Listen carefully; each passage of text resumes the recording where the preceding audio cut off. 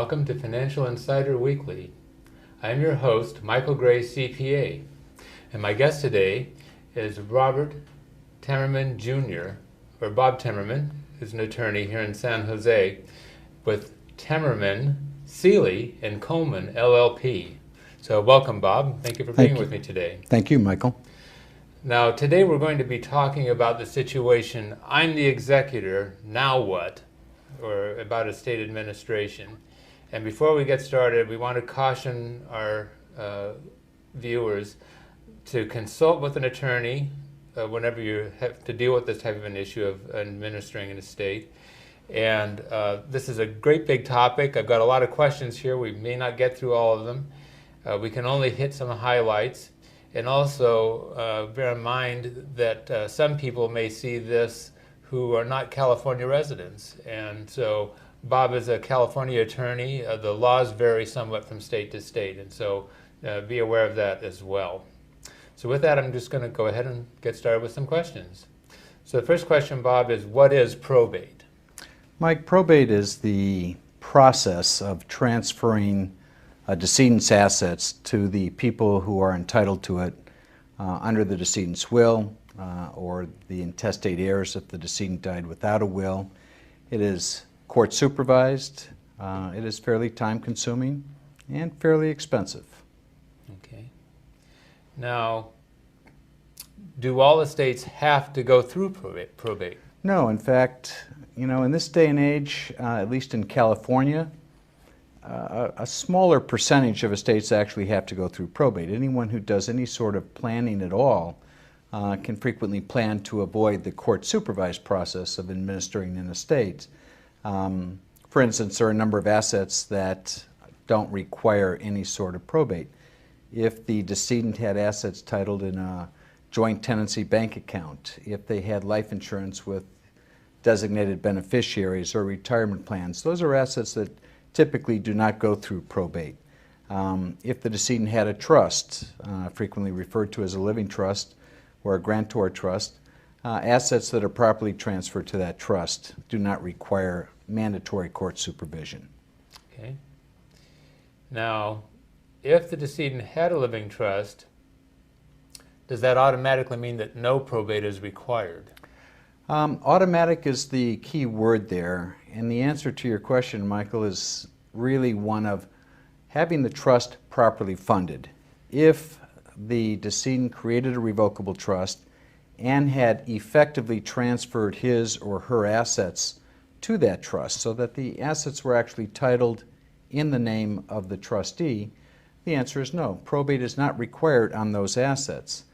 But we've seen more and more estates where the clients thought they had a trust, thought they could avoid probate, but in fact, very few of the assets were ever transferred formally into the name of the trustee. And it's required us to do some maneuvering in a post-death situation to see if we can avoid probate on those assets. But the key to any client's administration is if you have a trust, make sure that the assets that are intended to be inside that trust are actually transferred to the trustee. Right, and that means that you're going to have to, in most cases, change the title. Absolutely. If you don't change the title, you're going to have to rely on a court's decision as to what was the decedent's intention. Did the decedent intend to have certain assets in or outside of that trust? Okay, thank you. Now, a husband who had a will dies, leaving all of his estate to his wife.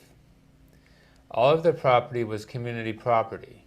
Now, in that sort of a scenario, is a probate required?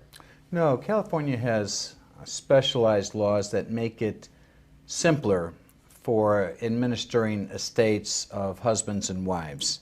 So for a married couple or for a domestic partner, for that matter, that has community property, we have a very simplified procedure. It's called a spousal property petition. It allows the surviving spouse to ask the court to confirm the assets as community property and passing to the surviving spouse or the surviving domestic partner. Okay, thank you. Now, what is community property, and Why is that status important for estate administration? There's really two parts to that question. What is community property? First of all, we're speaking of a husband and wife, or we're speaking of registered domestic partners. Community property is property acquired during the course of the marriage or during the course of the union as a result of one's time, labor, effort, skill. Essentially, it's compensation. Property acquired with that community property earnings also is community property. Separate property is property that's acquired by gift or inheritance. It can be acquired during the marriage by gift or inheritance, or it's property that was owned prior to the marriage and kept separate. Now, what's its relative importance? For tax purposes, as you know, community property gets what we would frequently refer to as a double step up in basis. Nowadays, it might be a double step down in basis with the stock market performing as it has over the last year. If it's community, however, typically we will not do probate administration as to those assets. And even with separate property of the decedent, we can confirm that to the surviving spouse if the decedent had a will leaving everything to the surviving spouse. So in cases between a husband and wife or between domestic partners, we have simplified procedures. They're not full-blown probates. We have some benefits to community property and a quick, easy way to get assets over to a surviving spouse or domestic partner. And I think the other thing that we talked about before was if you have community property, the decedent really only has control over where half of that goes, his Absolutely. share. You can. There are things called forced elections. I don't see them too often. We certainly don't draft for them.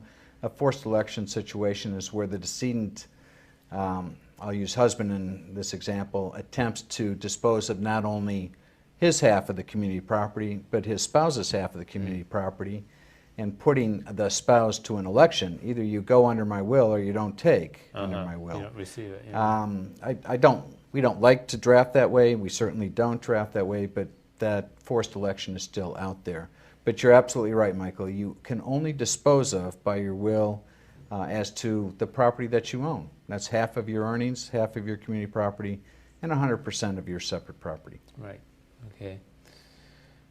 Now, another thing that a lot of people are concerned about is what are statutory probate fees? They get a lot of hype in the media about this. Are they as horrific as they say? And can any other fees, in addition to the statutory fees, be charged?